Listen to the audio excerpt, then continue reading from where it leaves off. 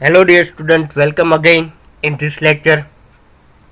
In this lecture we are going to discuss human resource planning process. Human resource planning process આપણે આ લેક્ચરની અંદર discuss કરવાની છે, બરાબર. HRP is a sequential procedure prescribed in form of series of logical step. HRP છે એક sequence પ્રમાણે ચાલતી પ્રોસેસ છે, બરાબર.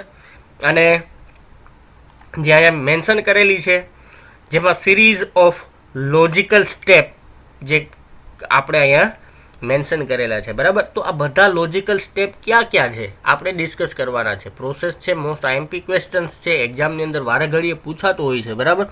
તો પ્રોસેસને આપણે અહીંયા એક્સપ્લેન કરેલી છે પોઈન્ટ વાઇઝ. તો આપણે ડિસ્કસ કરીએ, બરાબર. જો ઘણા બધા સ્ટેપ છે. એનાલિસિસ ઓફ ઓર્ગેનાઇઝેશનલ સ્ટ્રેટેજી, ઓર્ગેનાઇઝેશનલની જે ઓર્ગેનાઇઝેશન્સ છે એની જે સ્ટ્રેટેજી છે એનું એનાલિસિસ કરવું. Estimations of human resource demand, human resource છે એની ડિમાન્ડ કેવી છે એનું એસ્ટિમેશન્સ લગાડવું. Again forecasting of supply, then estimations of net human resource requirement, managing surplus of human resources, deficit of human resources. Again revising organisational plan and strategies.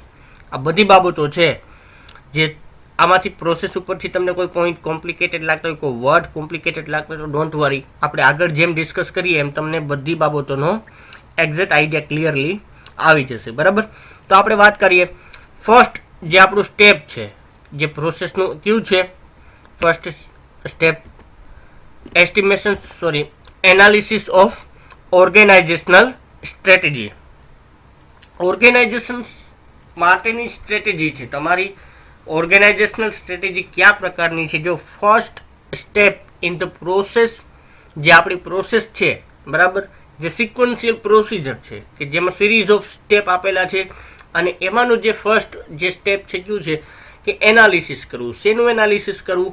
ઓર્ગેનાઇઝેશન્સની સ્ટ્રેટેજીનું. It is very first step in the process of HRP is to study and analyze corporate level strategy. બિઝનેસની અંદર આપણને ખ્યાલ છે કે ભાઈ બિઝનેસની જે કંઈ પણ સ્ટ્રેટેજીસ છે એ બધી સ્ટ્રેટેજીસ છે ક્યાં બનતી હોય, ક્યાં બિલ્ડ કરવામાં આવતી હોય? બિઝનેસના કોર્પોરેટ લેવલે. તો કોર્પોરેટ લેવલની જે સ્ટ્રેટેજી છે એ કયા પ્રકારની છે? જો ઘણા બધા પ્રકારની સ્ટ્રેટેજીસ હોય, બરાબર.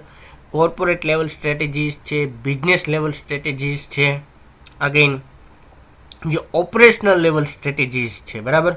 જે કોર્પોરેટ લેવલે જે સ્ટ્રેટેજીસ છે બનાવવામાં આવતી હોય મેજર સ્ટ્રેટેજીસ છે કે જેમાં ઘણી બધી કંપનીની સ્ટ્રેટેજીનો સમાવેશ થતો હોય, જેમ કે મર્જર, બે કંપનીઓના જોડાણને મર્જર કહેવામાં આવે. અમાલ્ગમેશન્સ છે, ડાયવર્સિફિકેશન્સ છે. બિઝનેસને તમે એક્સપાન્ડ કરો છો, આગળ જતા એક્સપાન્ડ કરવાના છો, એક્સપાન્શન સ્ટ્રેટેજીસ છે. તો આ બધી સ્ટ્રેટેજી છે એ બિઝનેસના કોર્પોરેટ લેવલ દ્વારા એડપ્ટ કરવામાં આવતી સ્ટ્રેટેજીસ છે, બરાબર. તો મર્જર કયો, અમાલ્ગમેશન્સ કયો એટલે કે જોડાણો, બરાબર. બિઝનેસને તમે કોઈ એક્ઝિસ્ટિંગ બિઝનેસમાંથી કોઈ બીજા બિઝનેસમાં કન્વર્ટ કરાવો છો, એક્ટિવિટીઝને કન્વર્ટ કરો છો, બરાબર. ધેટ મીન્સ કે ડાયવર્સિફાઈડ કરો છો, તો એને શું કહેવાય? Diversification strategies. એક્સપાન્ડ કરવા માગતો હોય આપણે ફ્યુચરના સ્કોપને, આપણી જે ડિમાન્ડ છે એને ધ્યાનમાં રાખીને બિઝનેસને, આપણો બિઝનેસનો જે વ્યાપ છે એને આપણે વધારવા માંગીએ છીએ. ધેટ મીન્સ એક્સપાન્શન સ્ટ્રેટેજીસ છે, બરાબર. તો બિઝનેસ છે એ કયા પ્રકારની સ્ટ્રેટેજી છે એને લઈ અને આગળ વધવા માંગે છે? જો ફંક્શનલ લેવલ સ્ટ્રેટેજીની વાત કરીએ, functional level strategies are to be determined in accordance to the overall strategies. આ જે મેઇનલી સ્ટ્રેટેજીસ છે, સપોઝ કે ભાઈ ડાયવર્સિફિકેશન સ્ટ્રેટેજીસ છે એ કોર્પોરેટ લેવલની સ્ટ્રેટેજી છે, તો ફંક્શનલ લેવલે પણ અકોર્ડિંગલી જે ડાયવર્સિફિકેશન સ્ટ્રેટેજીસ છે એના બેઝડ ઉપર શું થતું હોય? ફંક્શનલ લેવલ સ્ટ્રેટેજીસ છે એ ડિસાઇડ થતી હોય. Thus human resource strategy is to be design to keep in the view of organisational strategies. તો હ્યુમન રિસોર્સની જે સ્ટ્રેટેજી છે એ પણ બટ ઓબ્વિયસ છે કે જે તમારી મર્જર, ઇક્વિઝિશન્સ, ડાયવર્સિફિકેશન્સ જે કંઈ પણ કોર્પોરેટ લેવલની સ્ટ્રેટેજી છે એના બેઝડ ઉપર તમારે ડિસાઇડ કરવી પડે, બરાબર. ઓર્ગેનાઇઝેશન્સની સ્ટ્રેટેજી છે એના ઉપર આપણે માણસોની રિક્વાયરમેન્ટ, સપોઝ કે ભાઈ તમે તમારી કેપેસિટીને એક્સપાન્ડ કરો છો. ફોર એક્ઝામ્પલ, તમને એક્ઝામ્પલ સાથે વાત કરું તો કે ભાઈ તમે તમારા કેપેસિટીને વધારવા માંગો છો. ધેટ મીન્સ કે નેક્સ્ટ જે કંઈ પણ આગળનું બિઝનેસની જે સ્ટ્રેટેજી છે એ કયા પ્રકારની છે, તો કે કેપેસિટીને ઇન્ક્રીઝ કરવાની. ધેટ મીન્સ કે એક્સપાન્શન, બરાબર. એક્સપાન્શનની અંદર તમે તમારી કેપેસિટીને કેટલા પર્સન્ટેજ ઇન્ક્રીઝ કરવા માંગો છો, બરાબર. જેમ કે એક્ઝિસ્ટિંગ તમારી કેપેસિટી છે એને ધ્યાનમાં રાખીને 50% કેપેસિટી તમે ઇન્ક્રીઝ કરવા માંગો છો. ધેટ મીન્સ કે તમારે હ્યુમન જે નીડ્સ છે, જે એક્ઝિસ્ટિંગ તમારી નીડ્સ છે, જે એક્ઝિસ્ટિંગ તમારા એમ્પ્લોઈઝ છે, બરાબર, એના 50% તમારે શું કરવા પડે, ઇન્ક્રીઝ કરવાની રિક્વાયરમેન્ટ રહી. આ સ્ટ્રેટેજીને તમે માઇન્ડ ઉપર રાખી અને તમે શું કરો છો, જે HR રિલેટેડ જે કંઈ પણ તમારી સ્ટ્રેટેજી છે એ તમે શું કરો છો, ડિઝાઇન કરો છો. એટલે કે જે તમારા માણસોની જરૂરિયાત તમે ડિફાઇન કરી લીધી નંબર વાઇઝ, હવે તમારે કયા કયા માણસોની જરૂરિયાત છે એને પણ તમે ઇઝીલી ડિફાઇન કરી શકો છો, બરાબર. તો આપણી પ્રોસેસ છે એનું જે ફર્સ્ટ સ્ટેપ થયું, જેને આપણે શું કહીએ છીએ, એનાલિસિસ. શેના માટેનું એનાલિસિસ, તો કે ફર્સ્ટ એનાલિસિસ તમારે શું કરવું પડે, ઓર્ગેનાઇઝેશનલ સ્ટ્રેટેજી છે એનું ફર્સ્ટ એનાલિસિસ તમારે કરવું પડે. ફર્સ્ટ એનાલિસિસ તમારી સ્ટ્રેટેજીનું થઈ જાય પછીનું જે નેક્સ્ટ જે સ્ટેપ છે કયું છે, તો કે estimation of human resource demand. જે ડિમાન્ડ છે તમારી, બરાબર, હ્યુમન રિસોર્સ ડિમાન્ડ છે એનો અંદાજ, એસ્ટિમેશન એનું કાઢવું પડે તમારે. અગેન જો human resource requirement human resource requirement is estimated in keeping the view of organizational strategy. ઓર્ગેનાઇઝેશનની જે સ્ટ્રેટેજી છે એને ધ્યાનમાં રાખીને આપણે રિક્વાયરમેન્ટ નક્કી કરીએ. Requirement is to be estimated in terms of number, in the sense that how many employees would be needed to implement corporate strategies, બરાબર. Requirement છે એનું એસ્ટિમેશન્સ તમારે શેમાં લગાડવું પડે, તો કે નંબર વાઇઝ એટલે કે કેટલા એમ્પ્લોઈઝ, ઇન ધ સેન્સ કેટલા એમ્પ્લોઈઝ છે એની તમારે જરૂરિયાત રહેવાની છે. કોર્પોરેટ સ્ટ્રેટેજી જે બિઝનેસ એડપ્ટ કરવા માગે છે એને ધ્યાનમાં રાખી અને તમારી જે નીડ્સ છે, એમ્પ્લોઈઝ છે એની નીડ્સ છે એ સંખ્યા વાઇઝ છે, એ કેટલા નંબર ઓફ એમ્પ્લોઈઝ છે એની રહેવાની છે, બરાબર. સિમ્પલી ખ્યાલ આવે છે ને બધાને. જેને આપણે આગળ વધીએ. જો the same way estimation is to be done for the types of employees needed in terms of required skill and knowledge. જો બે પ્રકારની જરૂરિયાતને તમારે ઓળખવી પડે. ફર્સ્ટ ઓફ ઓલ તો કે ભાઈ તમારી જે રિક્વાયરમેન્ટ છે નંબર વાઇઝ કેટલી રહેવાની છે, બરાબર. જે આપણે વાત કર્યું કે આપણે ઓર્ગેનાઇઝેશનલ જે સ્ટ્રેટેજીસ છે એના બેઝ ઉપરથી આપણને ખ્યાલ આવે, બરાબર. ઓર્ગેનાઇઝેશનલની જે સ્ટ્રેટેજીસ છે એના ઉપરથી આપણને રિક્વાયરમેન્ટનો ખ્યાલ આવે, જેમાં આપણે બે વસ્તુ ડિફાઇન કરવી પડે. એક તો નંબર ઓફ એમ્પ્લોઈઝ છે કેટલા જોઈએ એમ છે આપણને. બીજી વસ્તુ મહત્વની બાબત એ છે કે તમારે કયા પ્રકારના કર્મચારીઓ જોઈએ છે, બરાબર. Like skill wise and knowledge wise ઘણી બધી રિક્વાયરમેન્ટ હોય. સ્કિલ લેબર માટે, લેબર વર્ક માટે તમે એમ્પ્લોઈઝ છે એનું પ્લાનિંગ કરતા હોય તેના માટે કોઈ સ્કિલની જરૂરિયાત, સ્કિલ્ડ લેબર, અનસ્કિલ્ડ લેબરની રિક્વાયરમેન્ટ રહેતી હોય તમારે, બરાબર. જે કંઈ પણ ટાસ્ક તમારો છે, જે વર્ક છે એના ઉપર ડિપેન્ડ કરતી હોય બાબત. નોલેજ વાઇઝ અલગ અલગ પોઝિશન્સ છે, મેનેજરિયલ પોઝિશન્સ છે, supervisor related, manager related positions છે, અકાઉન્ટન્ટ છે, ક્લાર્ક છે, આવી બધી પોઝિશન્સ માટે, બરાબર. અલગ અલગ ઘણી બધી પોઝિશન્સ માટે તમારે રિક્વાયરમેન્ટ છે શું કરવી પડતી હોય, ડિફાઇન કરવી પડતી હોય. તો આ વસ્તુ ઉપરથી તમને એસ્ટિમેશન્સનો એક્ઝેક્ટલી આઈડિયા આવે, નંબર વાઇઝ અને ટાઈપ્સ વાઇઝ, બરાબર. ધેન આપણે આગળ વાત કરીએ. નેક્સ્ટ જે આપણો પોઈન્ટ છે forecasting of human resource supply, બરાબર.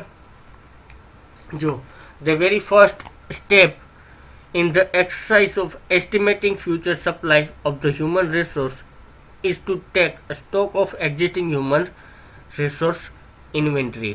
Existing જે human resource છે એની ઇન્વેન્ટરી એટલે કે અત્યારે જે તમારી પાસે હ્યુમન રિસોર્સ છે એ કેટલા પ્રમાણમાં છે, બરાબર.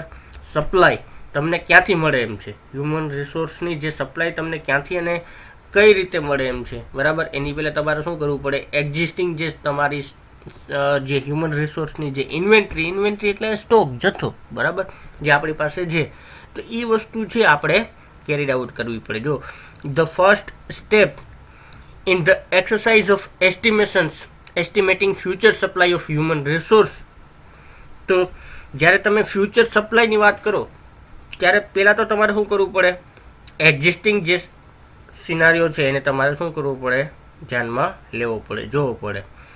The present stock of existing human resource inventory, અને પ્રેઝન્ટ સ્ટોક તમારી પાસે કેટલો છે એક્ઝિસ્ટિંગ હ્યુમન રિસોર્સિસનો, એ તમારે ચેક કરવું પડે. The present stock of inventory is checked, એક વખત પ્રેઝન્ટ સ્ટોક છે એ ચેક થઈ જાય total number wise, department wise અને ડેઝિગ્નેશન વાઇઝ, બરાબર. આ બધી વસ્તુ થઈ જાય. નંબર વાઇઝ કેટલા એમ્પ્લોઈઝ છે, તો કે ભાઈ આટલા છે. ડિપાર્ટમેન્ટ વાઇઝ કેટલા છે, તો કે આટલા છે. અને ડેઝિગ્નેશન વાઇઝ આટલા છે, બરાબર. તો આ બધી વસ્તુ થઈ જાય પછી તમારે શું કરવું પડે, જો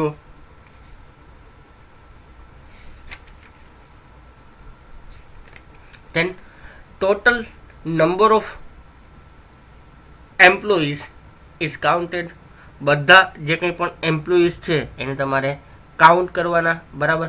then the number of employees છે એને તમે કાઉન્ટ કરો છો, બરાબર. તો કઈ રીતે કાઉન્ટ કરવાના, તો કે ડિપાર્ટમેન્ટ વાઇઝ કેટલા એમ્પ્લોઈઝ છે, ડેઝિગ્નેશન વાઇઝ કેટલા એમ્પ્લોઈઝ છે, બરાબર. સેલેરી વાઇઝ કેટલા એમ્પ્લોઈઝ છે, સ્કિલ વાઇઝ કેટલા એમ્પ્લોઈઝ છે, કેટલા સ્કિલ્ડ છે, કેટલા નોન સ્કિલ્ડ છે, બરાબર, અનસ્કિલ્ડ છે, સોરી, એક્સેટ્રા. આ બધી વસ્તુ તમારે શું કરવું પડે, કાઉન્ટ કરવાની રહીએ. દેન નેક્સ્ટ આપણે શું કરવાનું રહીએ, તો કે જોબ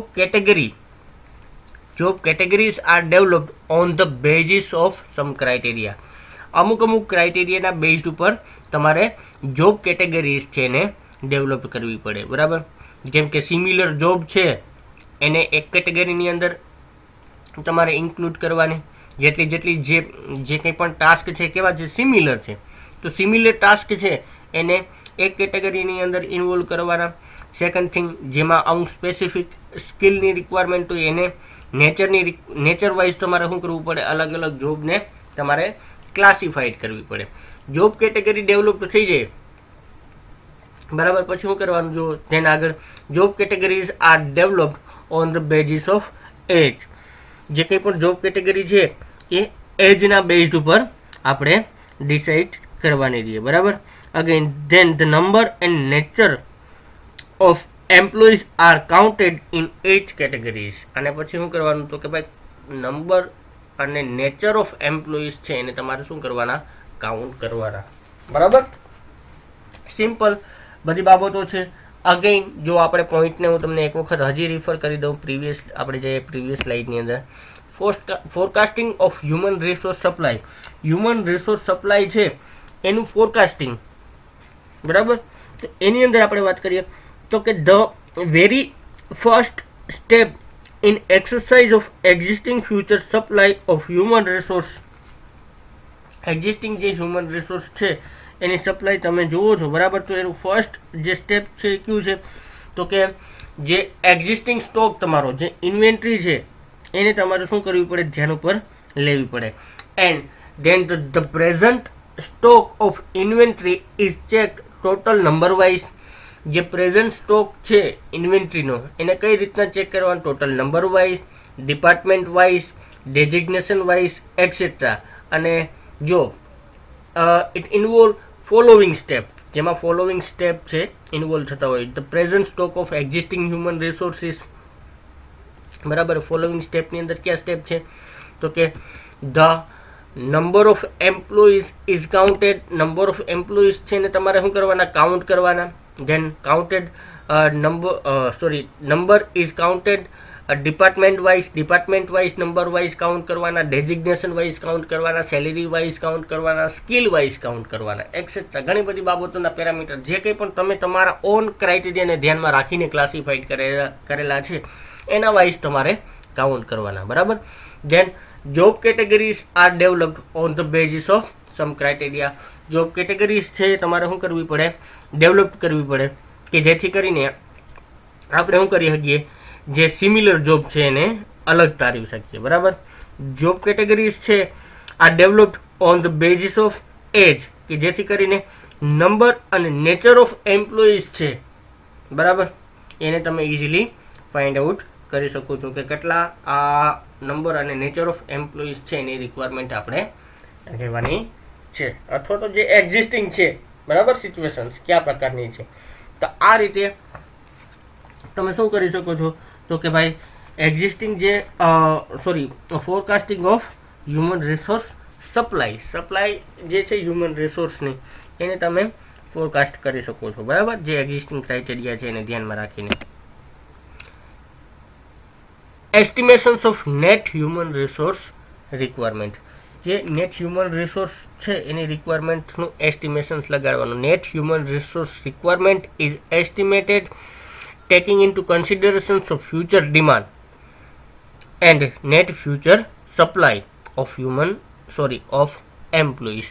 ફ્યુચરની ડિમાન્ડ કેટલી રહેવાની છે તમારી, બરાબર, અને ફ્યુચરમાં તમને સપ્લાય કેટલી મળવાની છે. ફ્યુચરની સપ્લાય અને ડિમાન્ડ છે એના બેઝ ઉપરથી તમને એક્ઝિસ્ટિંગ જે નેટ હ્યુમન રિસોર્સ રિક્વાયરમેન્ટ છે એનો આઈડિયા મળી જાય, બરાબર. Simply in form of formula આપણે વાત કરવી હોય તો કે net human resource requirement is equal to future demand deduct net future supply, બરાબર. ફ્યુચર ડિમાન્ડ છે અને એમાંથી નેટ ફ્યુચર સપ્લાયને તમે બાદ કરી દો એટલે તમને જે મળે છે એ નેટ હ્યુમન રિસોર્સ રિક્વાયરમેન્ટ જે તમારી છે એનો તમને આઈડિયા આવી જાય, બરાબર.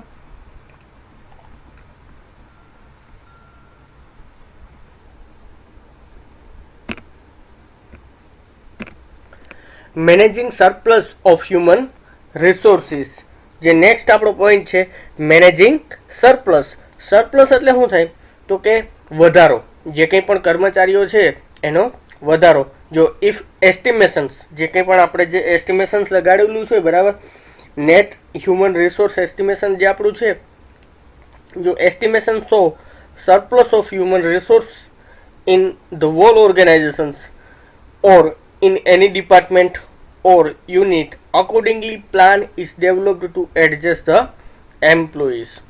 જો તમને એસ્ટિમેશન્સ ઉપરથી સરપ્લસ જણાય, આખા ઓર્ગેનાઇઝેશન્સની અંદર સરપ્લસ જણાય, કે કોઈ ડિપાર્ટમેન્ટની અંદર સરપ્લસ જણાય, કે કોઈ યુનિટની અંદર સરપ્લસ જણાય, તો અકોર્ડિંગલી સરપ્લસને ધ્યાનમાં રાખી જે તે ઓર્ગેનાઇઝેશન્સ આખાની વાત કરો, ડિપાર્ટમેન્ટની વાત કરો, કે પછી કોઈ યુનિટ વાઇઝ તમને સરપ્લસ જણાય, તો એના અકોર્ડિંગલી તમારે એડજસ્ટમેન્ટ રિલેટેડ પ્લાનિંગ છે એ કરવું પડે. If surplus is estimated in sum department only, then some employees can be shift to other department only. Then some employees can be shift to other department by the way of promotion, transfer, demotions to the extent possible. જો surplus છે માત્ર department wise surplus જણાય આપણને, બરાબર, તો શું થઈ શકે, તો કે કોઈ ડિપાર્ટમેન્ટમાં કર્મચારીઓનો વધારો છે, બરાબર, તો તમે ઇઝીલી જે કર્મચારીઓ જે ડિપાર્ટમેન્ટમાં વધુ છે એ ડિપાર્ટમેન્ટમાંથી એ કર્મચારીઓને તમે કોઈ બીજી જગ્યાએ શિફ્ટ કરી શકો છો, બરાબર. કેમ કે બીજી જગ્યાએ ક્યાંય મેનેજ થઈ જાય કર્મચારીઓ, તો એને તમે એક જગ્યાથી બીજી જગ્યાએ આરામથી શિફ્ટ કરી શકો છો. શિફ્ટ કરવા માટેના ઘણા બધા રસ્તાઓ છે. પ્રમોશન થ્રુ તમે શિફ્ટ કરી શકો છો, ટ્રાન્સફર આપી શકો છો, ડિમોશન આપી શકો છો, કોઈ પણ રીતના જે કંઈ પણ પોસિબલ વે હોય એ પોસિબલ વેની મદદથી તમે ડિપાર્ટમેન્ટલ સરપ્લસ છે એને તમે ઘટાડી શકો છો, રિડ્યુસ કરી શકો છો, બરાબર. અને ડિપાર્ટમેન્ટની અંદર સ્ટેબલ પોઝિશન્સ છે એને તમે મેન્ટેન કરી શકો છો. If the surplus is estimated in whole organisations, the plan is made for the retrenchment of the trade union. તો આ સિનારીઓ થોડોક કોમ્પ્લિકેટેડ થઈ જાય. જો હોલ ઓર્ગેનાઇઝેશન્સની અંદર જો સરપ્લસ જણાય, ધેટ મીન્સ કે તમારે તમારા કર્મચારીઓને જે કહેવાય ને કે આપણે કર્મચારીઓની છટણી કરવાના, એટલે કે કપાત કઈ રીતે કર્મચારીઓને કરવી, કઈ રીતના કર્મચારીઓને આપણે ઘટાડવા, એના માટેના એક્શન્સ છે ઓર્ગેનાઇઝેશન્સની અંદર તમારે એના માટેના પ્લાનિંગ છે એ કરવા પડે. બરાબર. જો with the permissions of trade યુનિયનને સાથે તમારે કન્સર્ન કરી અને આ જે એક્ટિવિટીઝ છે એને કેરી આઉટ કરવી પડે, જેમાં ટ્રેડ યુનિયનનું તમારે એના જે કંઈ પણ એના કન્સલ્ટન્સીના ક્રાઇટેરિયા છે એના ધ્યાનમાં રાખી અને તમારે આ પ્રકારના ડિસિઝન્સ છે એ લેવા પડે. તો બે રીતે તમે સરપ્લસ છે એને મેનેજ કરી શકો. તો કે ભાઈ એક તો તમારા જે ડિપાર્ટમેન્ટની વાત કરીએ તો ડિપાર્ટમેન્ટ વાઇઝ સરપ્લસ તમને જણાય તો તમે એમને શિફ્ટ કરી શકો છો બીજા ડિપાર્ટમેન્ટની અંદર. અને શિફ્ટ કરવા માટેના ઘણા બધા રસ્તા છે. પ્રમોશન, એક જગ્યાએથી બીજી જગ્યાએ કોઈને પ્રમોટ કરો છો. બરાબર. જે હાયર ઓથોરિટી ઉપર જે લોઅર પોઝિશન્સમાંથી હાયર પોઝિશન્સ ઉપર મોકલી શકો છો. સિમિલર પોઝિશન્સમાં એક ડિપાર્ટમેન્ટમાંથી બીજા ડિપાર્ટમેન્ટમાં આપણે મોકલીએ છીએ. ડિમોશન સ્વરૂપે જે કંઈ પણ વ્યક્તિ છે જે જોબ ઉપર કામ કરે છે એનાથી નીચેની પોઝિશન્સ ઉપર તમે કોઈને મોકલી શકો છો. તો આ બધા જે કોઈ પણ પોસિબલ વે છે. જ્યારે એસ્ટિમેશન્સ છે એની અંદર સરપ્લસ હોલ ઓર્ગેનાઇઝેશન્સની અંદર જણાય ત્યારે તમારે એમ્પ્લોઈઝ છે એને રિટ્રેચ કરવા માટેના પ્લાન છે એ કેરીડ આઉટ કરવા પડે. બરાબર. અને વિથ કન્સલ્ટેશન્સ ઓફ ટ્રેડ યુનિયન. અને થોડોક બે શબ્દો બાકી રહી ગયા છે લખવાના, પણ વિથ કન્સલ્ટેશન્સ ઓફ ટ્રેડ યુનિયન. બરાબર. તો આ વસ્તુ છે સરપ્લસને ધ્યાનમાં રાખીને.